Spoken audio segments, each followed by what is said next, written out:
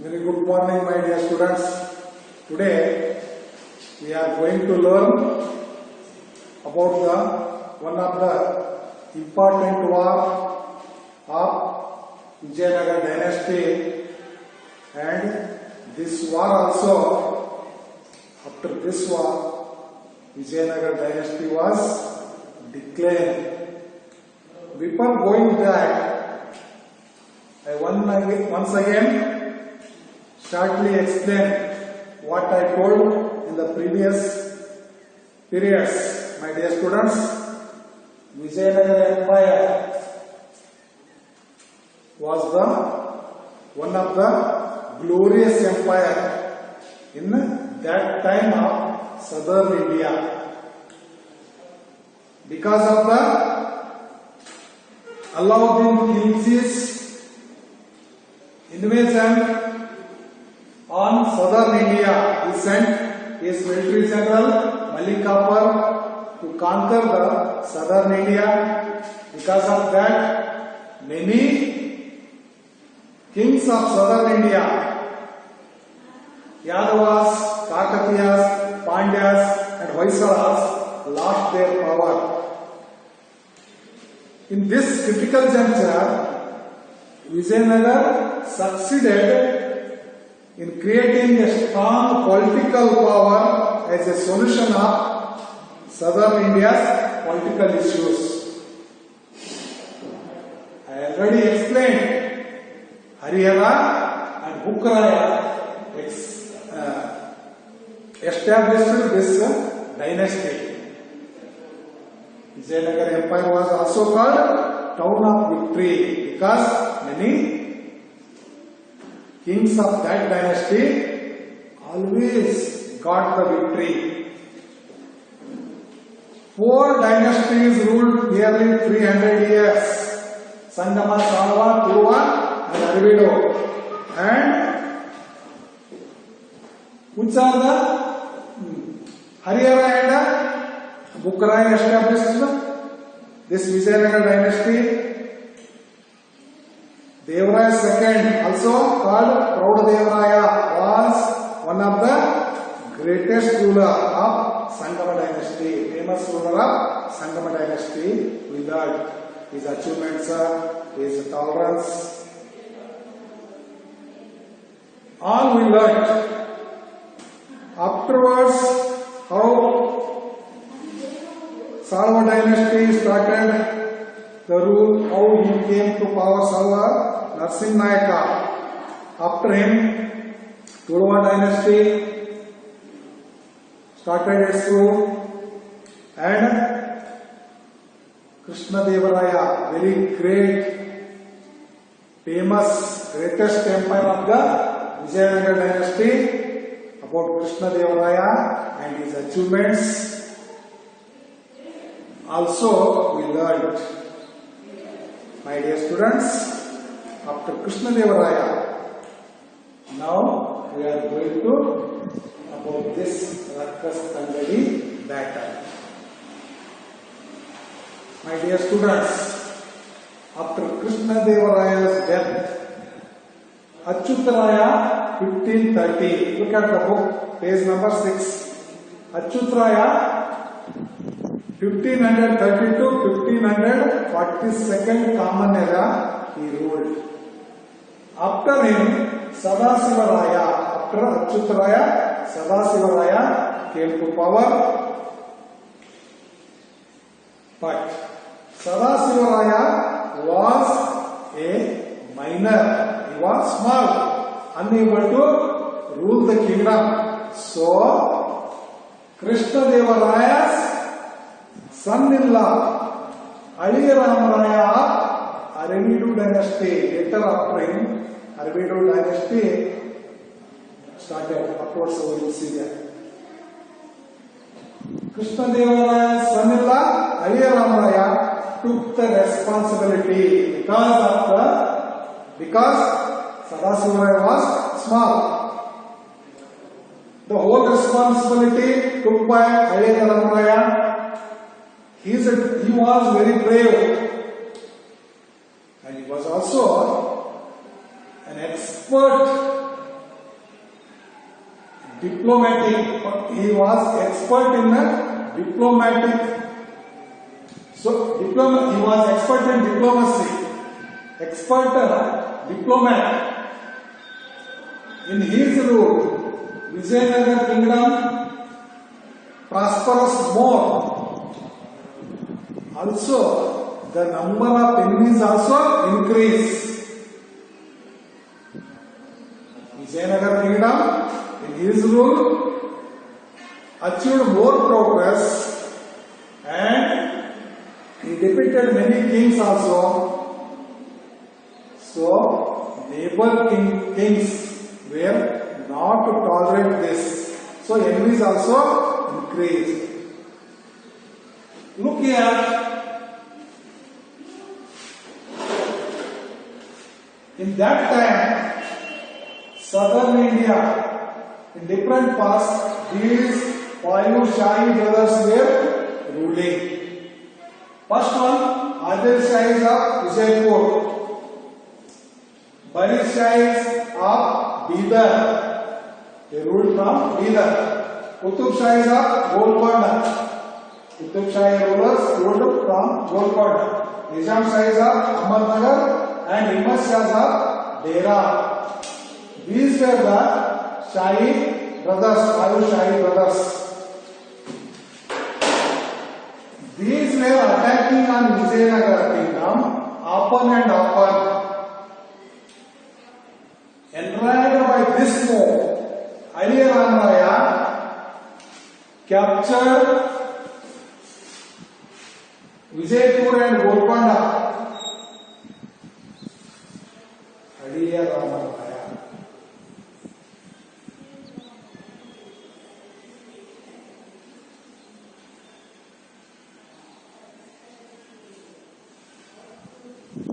Ali Ram Raya captured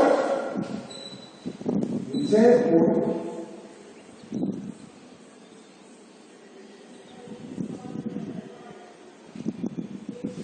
and Golconda.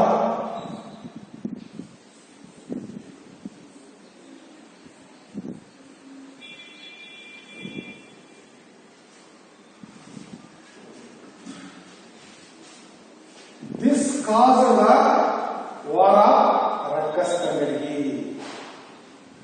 When Ali Ram Raya captured these Vijaypur and Golconda, the five Shahi brothers knew that if we face separately Ali Ram Raya, it was not possible to defeat him. So they decided for that purpose they have to unitedly face him. So they left their all the differences and unitedly they marched to in one aim to defeat Ram Raya. So near Krishna river, Tangadgi, it was near to Talikot, therefore it was also called Battle of Talikota.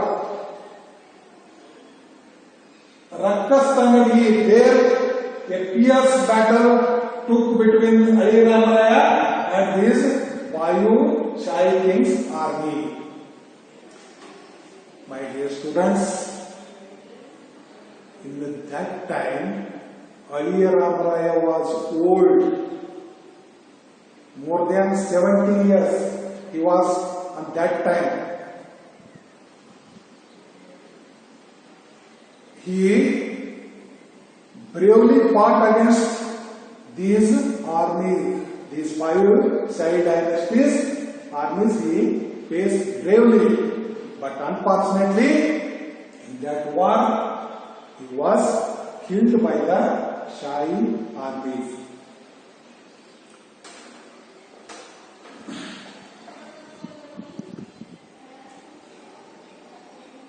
These five Shahis, why united against Ali Ram Raya Ulad?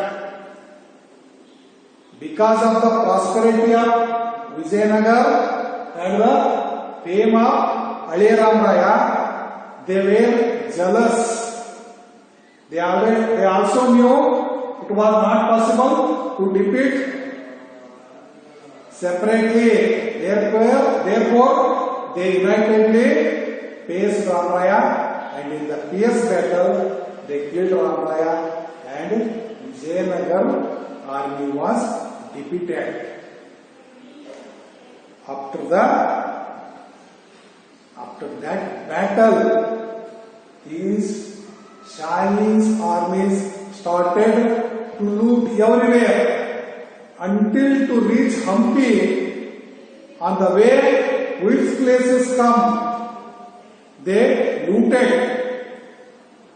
The prosperous city of Hampi, Vijayanagar kingdom, was looted. Many foreign visitors, ambassadors, describe that everywhere after that looting, and they also burnt many palaces. Everywhere they saw only heap of the ash. Temples were looted, statues are broken. Thus, for many days, child soldier looted the kingdom. In this war, Aliya Ramaraya's sons also participated, namely Venkata and Tirumala. They escaped from that battle. They ran away and reached Penugonda.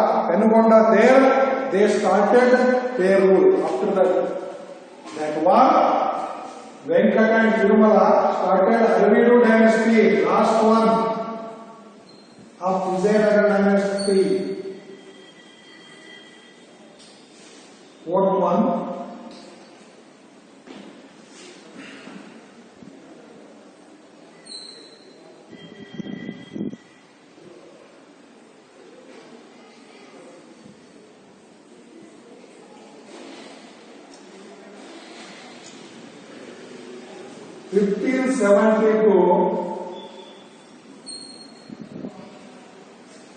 (1646) common era.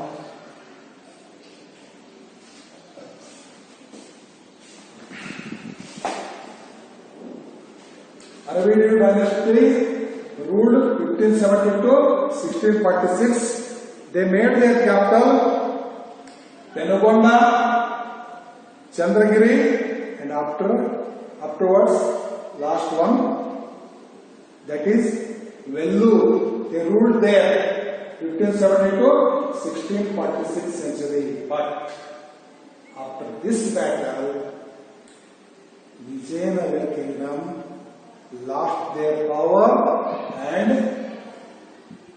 their glory also lost. The Vijayanagar kingdoms, how nearly 300 years they ruled, including this Aravidu dynasty, ended after this Rakkastanagi battle.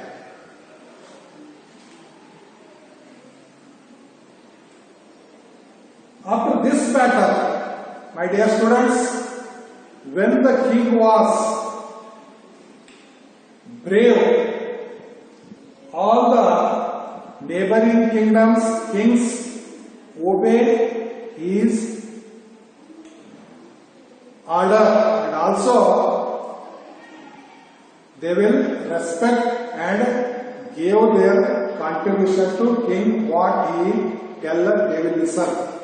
But when the Vijayanagar dynasty declared, they declared their independence. Namely, those feudals were Mysore, Keladi, Chitradurga, Yelahanka, and Surpur. These feudal chieftains declared their independence. Which of those are? Mysore, Keladi, Chitradurga, Yelahanka, and. Surpur. Surpur also near to Taikote. My dear students, thus the glorious empires ended after the Rakastangadi battle.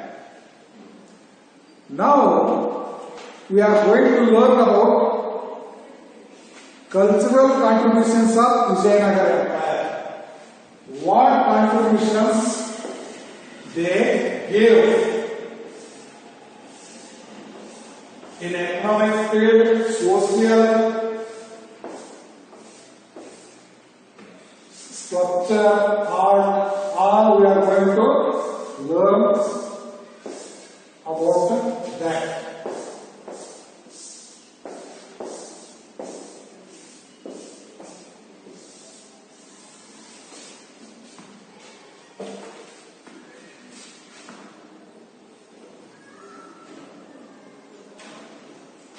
Now, one by one, we are going to learn the first one, administration.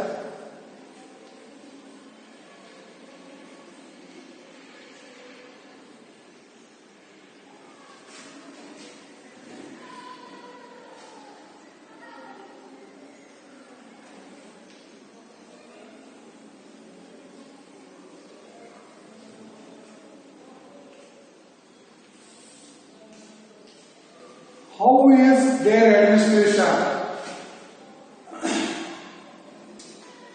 Vijayanagara kingdom was vast.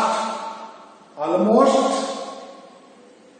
most of the parts of southern India under their control. They had a strong central administration, but they also decentralize the administration. Means they distribute the powers in different province, regions, cities, villages, like this. In the administration system, there were many ministers assist the king. In the administration, the king was assisted by ministers. They gave advice to the king.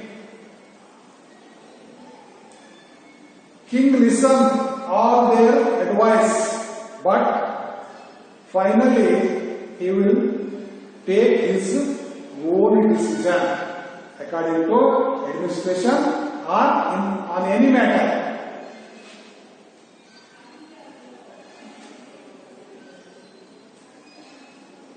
In this decentralization system,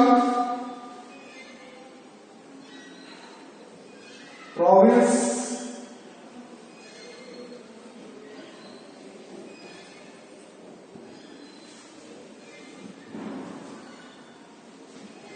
will come, province to regions,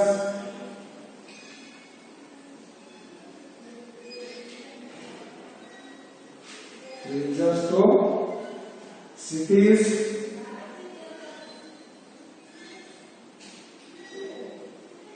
cities to village groups.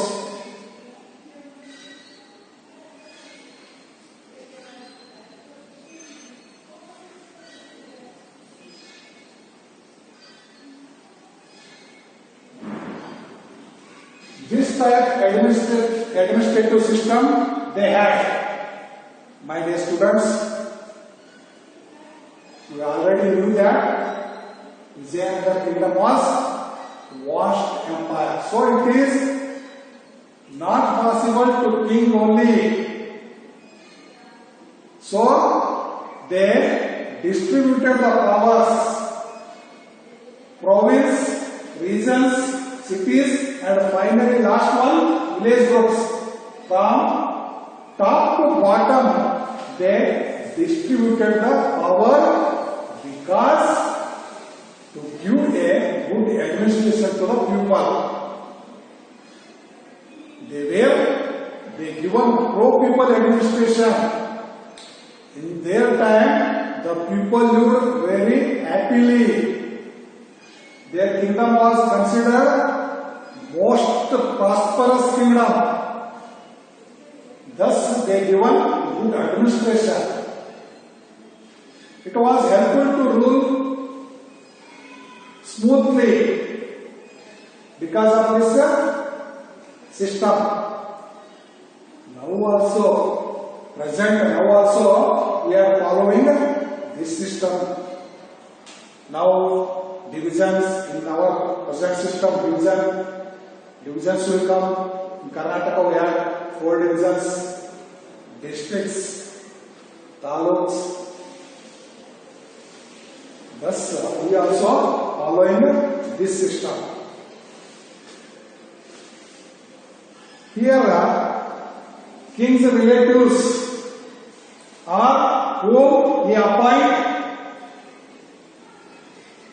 They will become the officers of province, regions, cities, and village groups. Here, hereditary officers were ruling in those times. In village group, hereditary officers were maintaining the administration here. The king was supreme in the judiciary, not only in judiciary. In all matters, the king was supreme. Different officers look the administrative system in this system. Province office, in province, region, cities, village groups. Here, concerned officers look the administration. How revenue was collected in Vijayanagar kingdom? 1/6 of land revenue. 1/6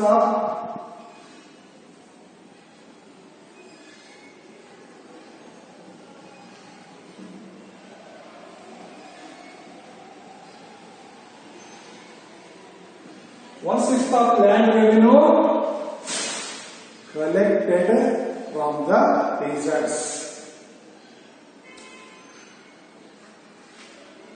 This was the main source of the income to the kingdom, and also major income came from trade tax.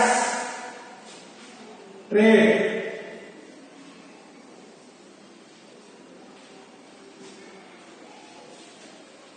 On business, those who are running business from those on the trade also tax was collected. Next,